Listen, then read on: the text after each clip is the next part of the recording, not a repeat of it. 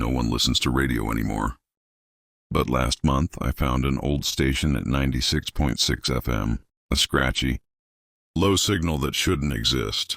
It only plays at night, and what it plays are the names of people about to die. I drive for a living, mostly night shifts. Long highways, empty suburbs, coffee that tastes like cardboard. One night, while heading back from a delivery at 2:30 a.m., I got bored with the usual podcasts.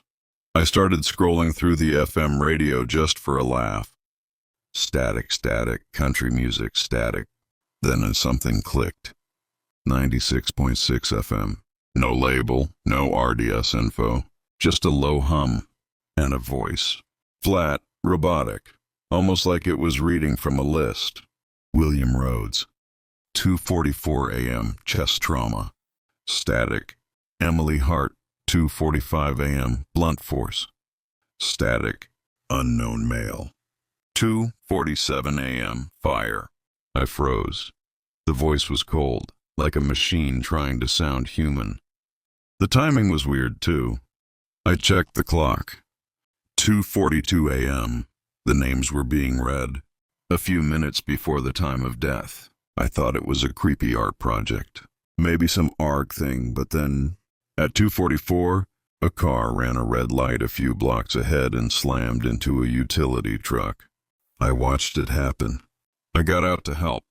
The driver, an older man, was already gone. ID in the wallet, William Rhodes. I didn't sleep that day. I couldn't. The radio wasn't a game.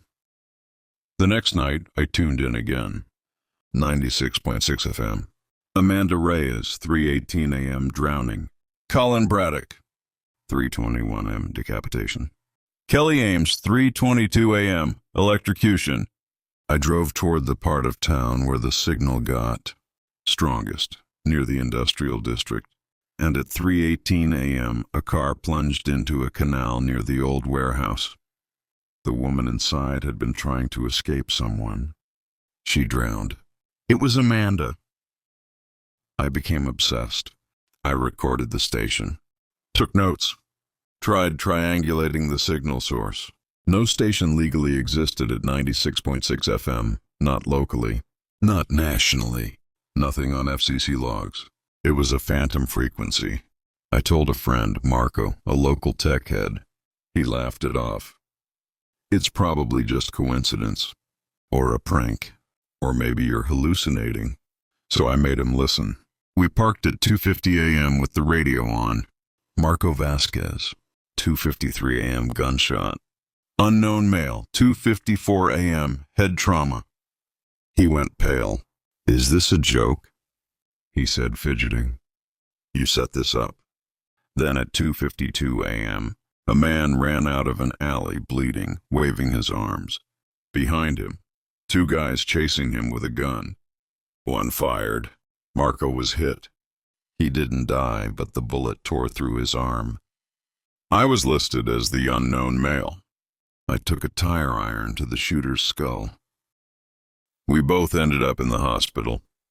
Marco refused to talk to me after. Said he didn't want to be part of it. I kept listening, night after night. But then, one night, the signal didn't list strangers. It started naming people I knew. Benjamin Flores, 3:11 a.m. suffocation. Ben was my old roommate. I called him. He was fine, laughing it off. Are you high again? He died that night. Found in his apartment with a plastic bag tied over his head. Police ruled it suicide. It wasn't. I stopped going to work.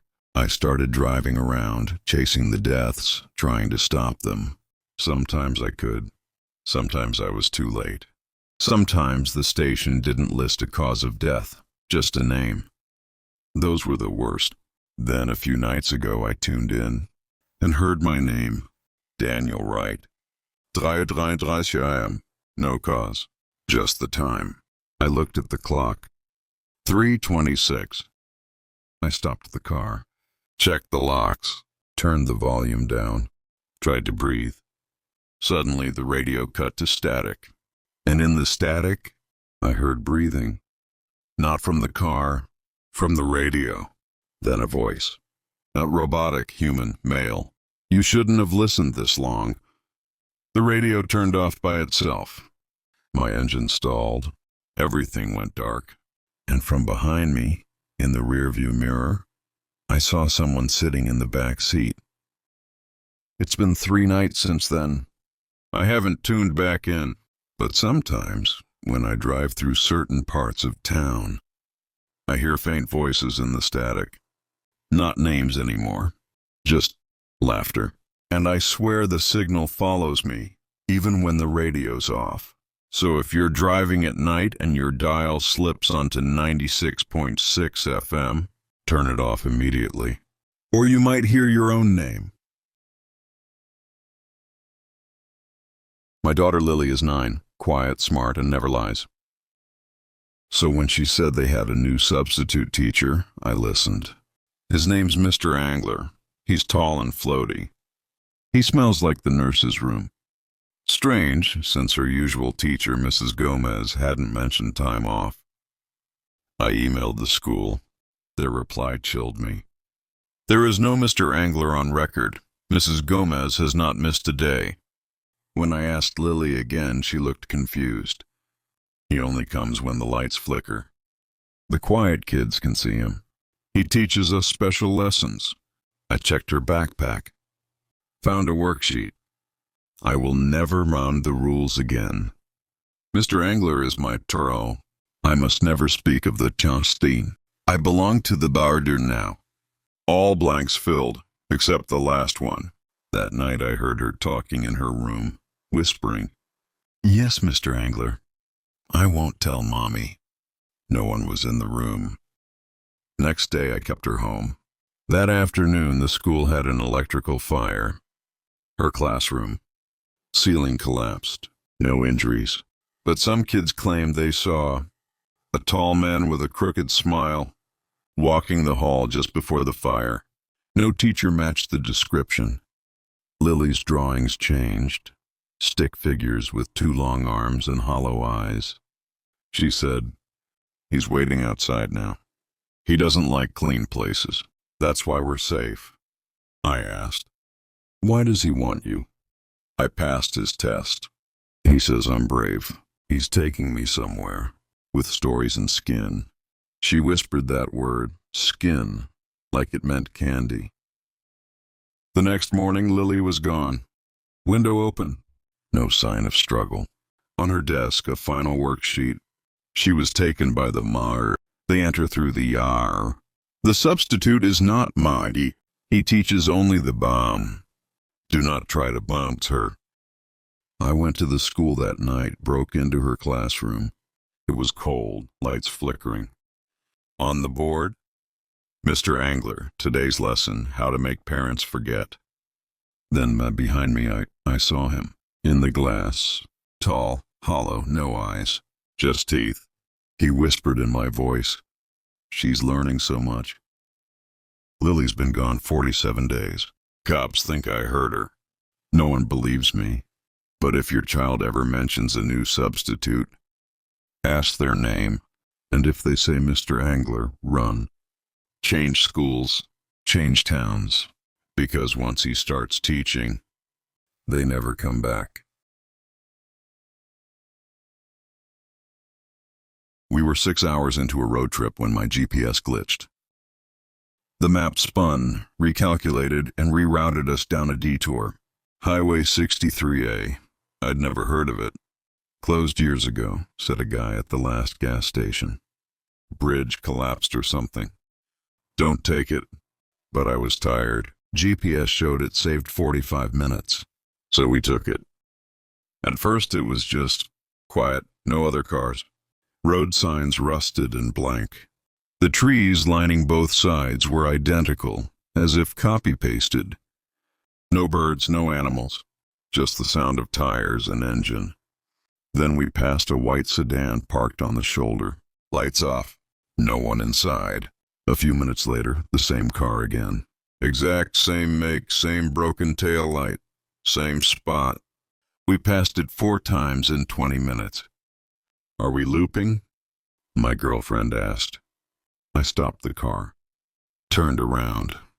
That's when we saw the sign behind us. Wrong way.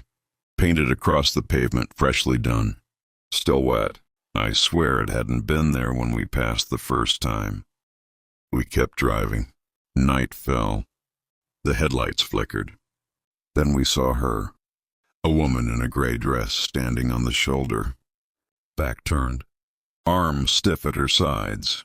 We didn't stop, but 200 meters later, she was ahead of us again, then again, and again. Finally, I pulled over. I got out, yelled, "What do you want?"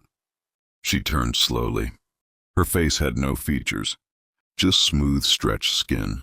She opened her mouth, too wide, and shrieked. I ran back into the car and floored it. The GPS was spinning. Time and distance blanked out. Just one word flashing. Recalculating.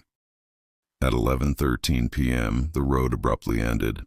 Just stopped. No sign, no cones, nothing. Before us, a massive black chasm, like the world had been sliced open.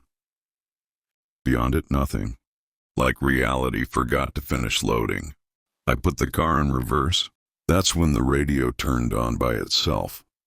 They told you not to come here. You should have listened. Turn off your lights and look behind you. We didn't. We drove in silence until, without warning, we were back on the interstate. No chasm, no trees, no woman.